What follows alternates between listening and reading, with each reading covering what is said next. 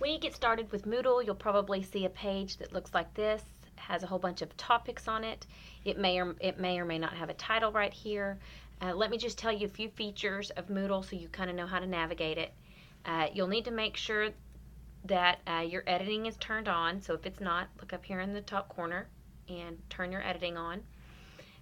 Over here on the side, you will see things like the settings, which is where you'll access different features to kind of get the features of your site set up. If you have grades that you're taking for your students, if you want to back up a copy of your Moodle, so just in case you don't ever lose anything, if it's something happens, and you'll restore it if you ever have to back it up, and files. So the main two things that I usually use when I'm first getting started is the settings button and the files button. I will tell you what those are in just a second. The first thing you see right here is your main title page, and then these are your topics that you can add. A lot of teachers will do first 6 weeks, second 6 weeks, third 6 weeks, and each one of these sections will represent a 6 weeks. They hide it when they're not using those topics by shutting the eyeball, opening or shutting the eyeball on. If it's open, the students can see it. If it's closed, the students cannot see it, and it is not available. First thing you can do is you can change up your title page by hitting the edit button with that little pencil that I just clicked, and you can change fonts just by highlighting and using the features up here. If you want to add a picture to your cover page, you'll just click the insert image button. If you have any previously loaded images, they'll automatically show up here. If you do not have an image, you can hit browse, and you can find one on your computer that you like, wherever it's located.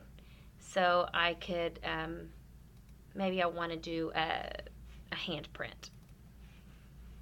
And I will just simply hit the upload button, and this is the image I want. I can resize it right here, and I can put handprint, and I will just hit OK since it's already there and I want to use it, and it will automatically pop up on my screen. If I want to resize it, I can. Sometimes they come in really big and you have to resize and resize until you can get it the right size. If I want to have it say click here to enter, I can make it where I will link this in just a minute using the hyperlink buttons to have them enter my site. And I'll just hit save changes when I'm done, and I can see what I've just done. I've added an image, and if this comes in together too tight, you can always go back and edit it. Sometimes it doesn't look exactly the same, and maybe add a space in there, save your changes, and it'll have spaced it out a little bit. Now, if you want to see what your students see, just change the role over to the student, and this is actually what your students see. I personally don't really like all of these topics. I would rather just have them enter a site and be able to navigate nicely. So, a site that I've already created is one you've been working on. It looks like this, and what happens is if you enter the course, it'll take it to a book with chapters in it, and I use each of these chapters, and I'll link it to different things and stuff like that. But if you notice on my site right here, all you see is one big main title page and links, and two different links to things. But what's happening is on my back end, if I turn the editing on, you'll see that I've hidden topic 1 and nothing is in it.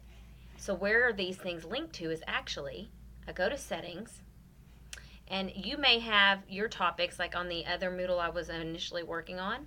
If you went in and returned to your normal role and turned editing on, and you looked at the settings on this site, you will see it's set to 10 topics, and it gave me all of those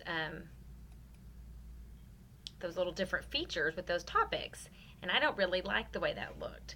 So what I did on mine is I just change it to 2 topics, and I never go more than 2 topics. And when I do, you will actually see my big old list. It's like a little repository of a whole bunch of files, and these files are actually what I used and linked to. And when I'm done editing, I go back to my settings and I change it back to 1 so that you'll only see that title page that I had of that man.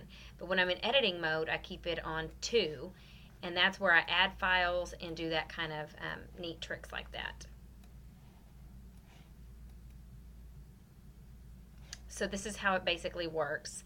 I start off creating a book, and I will go in on my next video and I will show you how to add these items here. But what happens is this book is actually linked to the click here, enter course.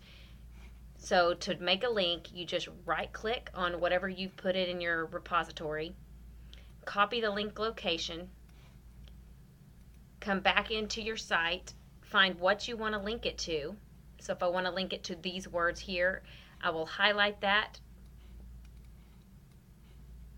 and I will hit the hyperlink button and I will paste it in, opening it up in a new window, and when I'm done I will hit OK. And now I don't really want to do it because my course is already created, but everything I do I'll save changes and I can go back and see what I have already done. The next video will show you how to create books and add resources.